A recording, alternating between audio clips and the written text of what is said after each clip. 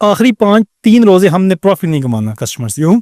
بس ہماری اپنی جو ایک ہے کہ میں نے کھڑا ہونے لگے ہیں.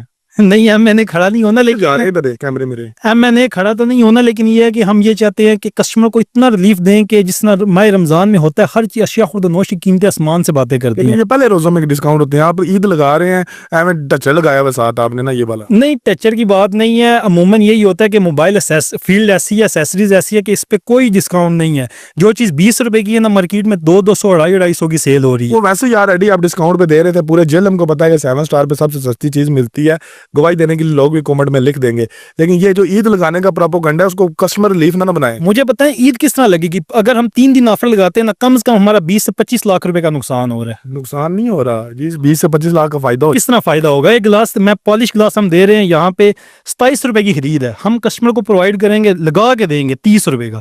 90 گلاس جو ہماری اپنی